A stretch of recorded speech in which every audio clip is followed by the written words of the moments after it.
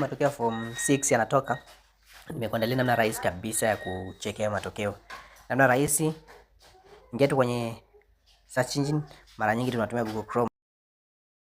Tu pale kwenye pa kusearch hapo, andika neno Nectar. Alafu unaenda Nectar, namna hiyo itafunguka. Sasa option ya kwanza, scroll, pandisha juu ukurasa.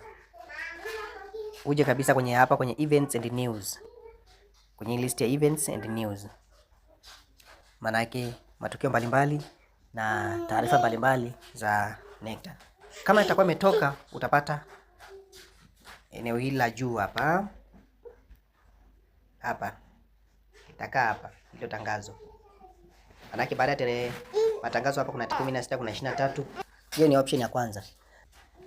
Okay, njia ya pili ni rahisi. Unacheki tu kwenye screen yako upande wa kushoto juu kabisa hapa kuna mistari mitatu. Utagusa mistari mitatu hapa. Utakapogusa mistari mitatu kuna sehemu ya results, yani matokeo. Results, yani matokeo. Hii hapa. Utagusa hii sehemu ya results. Ndani ya hiyo sehemu ya results utapata ya standard 4 national assessment, alafu kuna primary school living examination, alafu kuna form 2 national assessment, alafu kuna CSEE ambayo ni kwa form 4, alafu kuna ACSEE. Hapo utagusa. Gusa hiyo sehemu. Utakapogusa itafunguka. Utapata matokeo ya mwaka unaohitaji.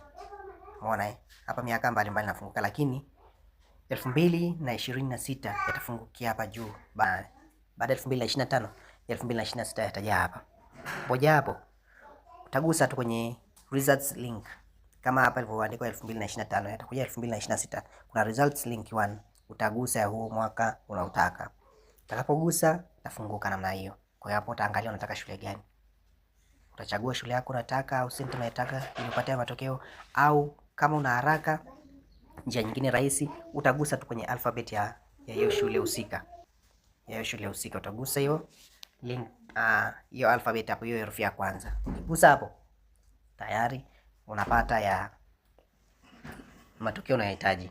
Kwa hiyo kwa leo niishia hapa, lakini nikukaribisha ku like na kusubscribe kama bado hujafanya hivyo, ili tuendelee kupeana update mbalimbali mdau wetu. Tunakushukuru sana kwa kuwa mdau wetu wa nguvu. Tunakuaminia sana.